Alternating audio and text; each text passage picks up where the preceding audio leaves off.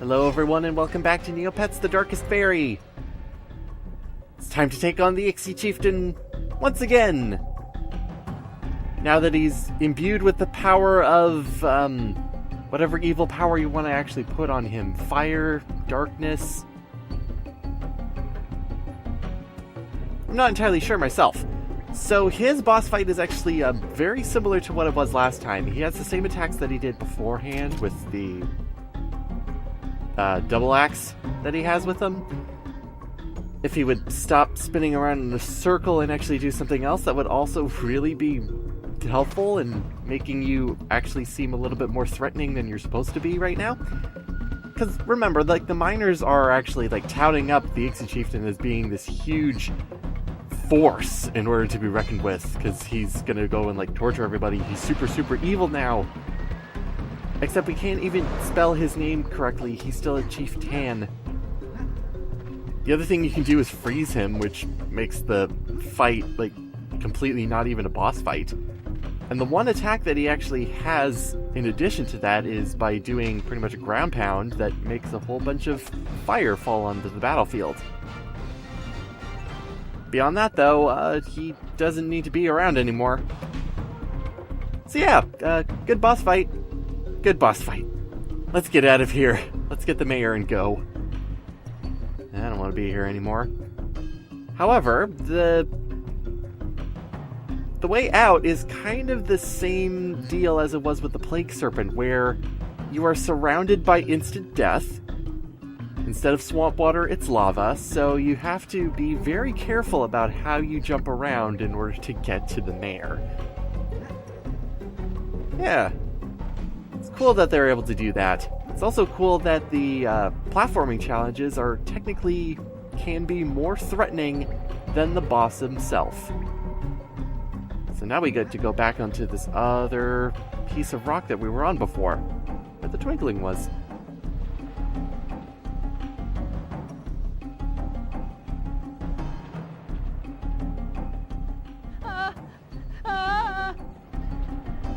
The mayor's dialogue also seems to be a little bit out of order, that he's still scared of the chieftain. Like, did he not see our battle that we just had? I guess not. Except now the dialogue makes a little bit more sense. And with that, the mayor's on his way to a fiery grave, and we just get booted out of the mines. It's kind of a blessing in disguise, really.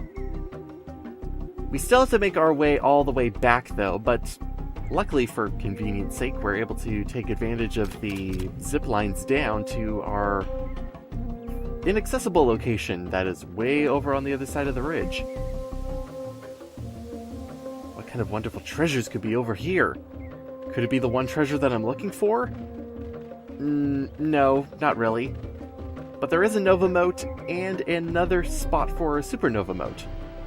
So if you decide to want to get a whole lot of Supernova Motes, you can save, load up the game again, go to this spot and the Merrilode Mine area and get 200 Supernova Motes anytime you want, really.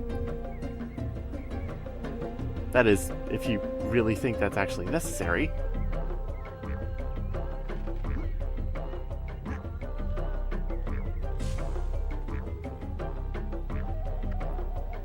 Really, the only thing left to do, other than look at my sad treasure total, is go back to Cogham Village in order to wrap everything up, because the purple clouds are completely gone. Now that we have technically, I guess, caused genocide of a Neopet species. Because there's no more Ixis anywhere.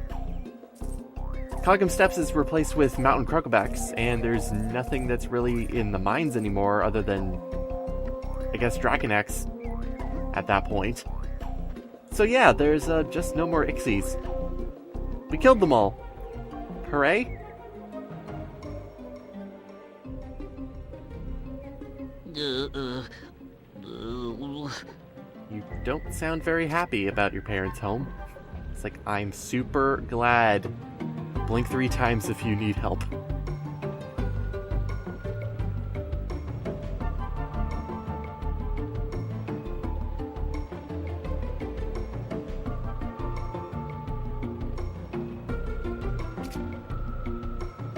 get another scene reminiscent of the last time we saved the village, except for this one we get a really strange treasure. The Cloak of Heroes, which the mayor doesn't explain at all. And before we actually go back and explain the Cloak of Heroes a little bit, we're actually going to take a second trip into the mine because some information was actually brought to my attention regarding how the abandoned mine quest is actually handled. So, back into the mine, I've actually went to the area before the save point, but I've rescued 0 miners. So it's actually been brought to my attention that there is an interesting programming exploit that is kind of put into the game, where you can just beeline straight for the Ixis chieftain, take him down, rescue the mayor, and you really don't have to rescue any of the other miners because the game doesn't know how to check for them. There's no simple if all miners rescued, then you're able to rescue the mayor, or then you're able to be teleported out. No, it just checks for the mayor. That's it. He's technically the only one who's actually captured. The rest are able to go off on their merry way whenever you talk with them.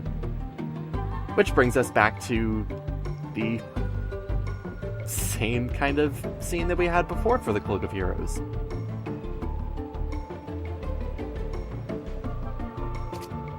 We've done so much more because your village is actually very independent and is able to take care of itself. So thank you to the person who actually mentioned that, actually in the comments of the last video. So this is kind of a last-minute addition. The other thing I noticed while actually doing that is, on my adventures into the mines, I ran into this loading kind of problem, where I have a silhouette of the enemy. I can't hit him, I go right through him, but he has enough programming to actually fight back with me.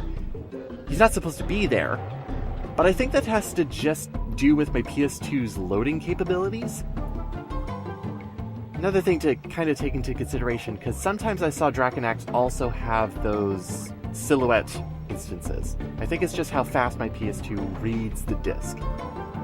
So, when it comes to the Cloak of Heroes, in order to actually equip it, you need to go into the inventory screen and then press the square button, and going out of it, then you have the Cloak of Heroes equipped. It's a really strange piece of armor that you actually get. You don't even know if it's armor unless you're really observant about where it's actually stuck. And the other thing I kind of wonder why is, why does it have to be such a weird kind of process in order to equip this armor? Couldn't it be with another button combination, like switching between Tor and Roberta is able to? But there's some inconsistencies with being allowed to do that because of what the Cloak of Heroes function really is. I won't go into details until it's actually necessary to use it, because that's going to be for a little bit, but it's more stealth-based than actually action-based, because whenever you unsheath your weapon, the Cloak of Heroes goes away, and then you have to manually re-equip the Cloak of Heroes by going back into your inventory, pressing the square button, and there you go, Bob's your uncle. Because there are some buttons that could be better suited for using it for this specific function than what they're used for. This is also a note for myself that the next video after this, there are some button combinations I need to go over because they do a little bit of interesting things.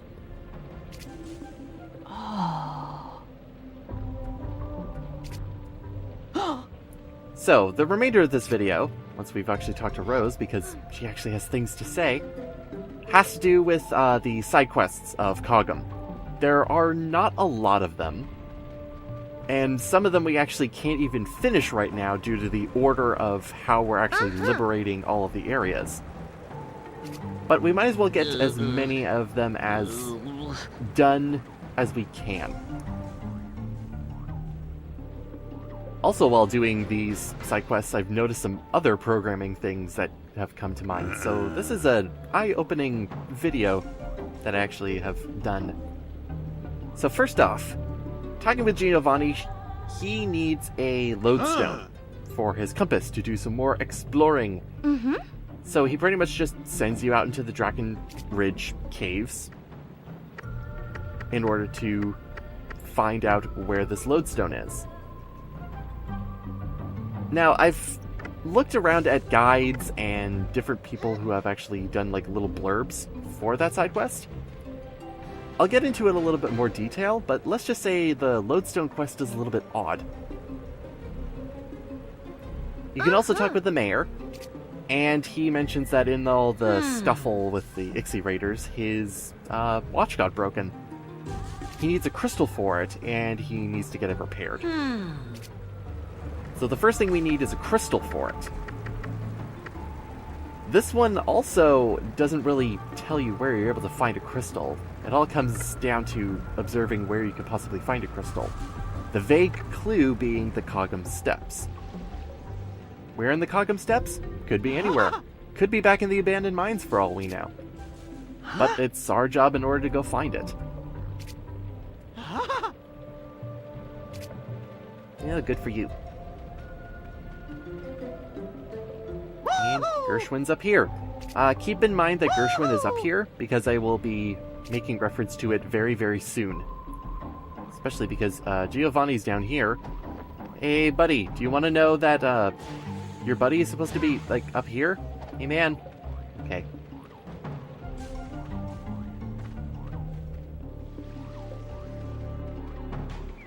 So, where could this white crystal actually be? Well, if we actually go back into the Marilode mine, the small map, off of the Cogham Steppes, where all the blue crystals are, there is a singular white crystal that is actually just kind of chilling out in the back. You wouldn't know that it actually is important until you actually have this side quest in your quest log. Because I don't believe it actually explodes out the item that you need from it until you get the quest.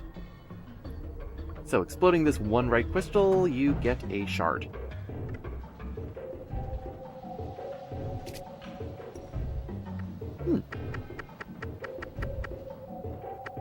The quest log also kind of points you in the right direction, but we're also going to talk with the mayor right now.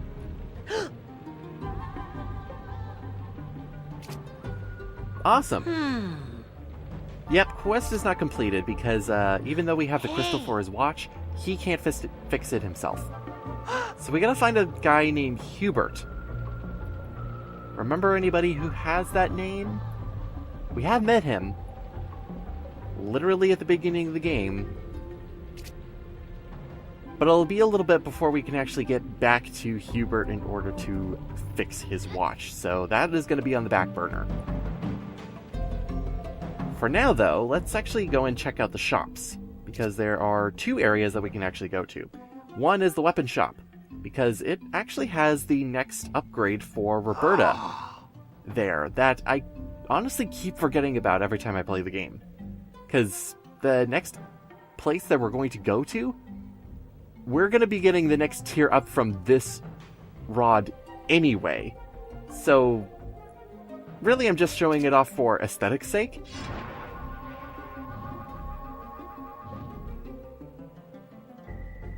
And to be honest, Roberta has needed an upgrade for her wand for forever. It's a nice looking wand too. The sun on top and the moon on the bottom. I don't know. It's kind of it's a good design. We won't be seeing much of it because the next area we go to is going to have its next upgrade after that. But it's here. I could easily get 2,000 Neopoints back too because of the amount of luck that I have.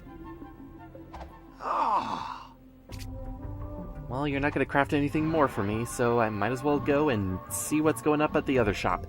Because it has to do with Tor specifically. The Armorer. Now, this is something that you'll have to pay very close attention to Tor's model. Because remember, we picked up a hammer from the abandoned mines, and it belongs to Ingmar. Compared to the Elspeth quest, this one doesn't automatically fix itself once you start talking with him. He does just give you the quest, so that you can look at it in your quest log, and then you're able to talk with him. So again, look at Tor's model and see what happens. Also, the Thunderhammer quest is for some reason over there, which is completely incorrect. I have no idea why it wants to go over there, because that area is inaccessible? I don't know. Notice what happened with his armor? We'll have to go through the dialogue, but you'll notice that it's changed very slightly. It's a little bit more full because he actually has gauntlets to go with his armor now. What we had before was the Knight's Plate. This is known as the Shiny Knight's Plate. It's what we'll need for the next few cutscenes when we're going to our next area after this. It's got a little bit more defense to it, but it's honestly an armor I don't see a whole lot of because I usually do things in a completely different order. So if you ever decide to go here and have like a more powerful armor and then do this quest, it's pretty much useless because you're just going to be having the same amount of armor you did beforehand. So, with that out of the way, let's do some lodestone hunting. So we gotta head out into the Draken Ridge in order to find out where that thing could be. It'll take some looking around in order to find where it is, but you're pretty much just looking for something glistening around in the tunnels.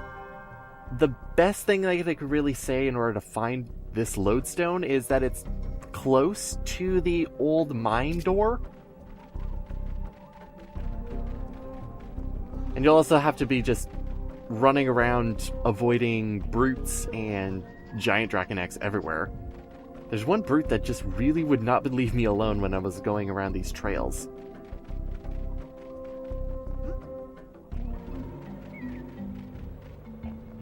So let's head back to Cogham and go see Giovanni and give him back his lodestone, and everything should be perfectly alright. You know, Gershwin was supposed to get it, but he's all the way up in that cliff right there.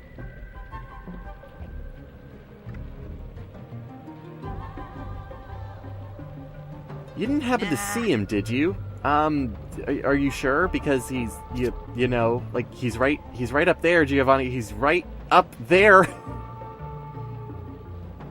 Yeah, we can't finish the quest until we find Gershwin. And it came to my attention that we're not looking for that Gershwin up on the cliff. That's a different Gershwin. It came to my attention that for a lot of the NPCs that are in the game, there's probably two models for them. One is the regular Gershwin.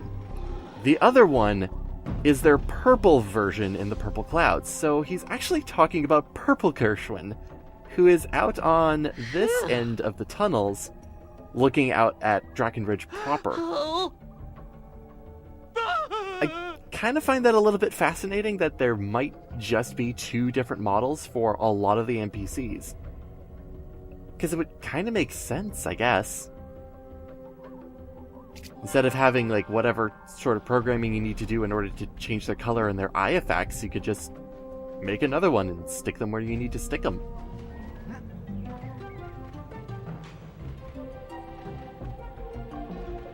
So with that all said and done, and all of our wild goose chase going around there, and Blue Gershwin up there hasn't moved a single muscle, Giovanni should be actually happy to get that lodestone.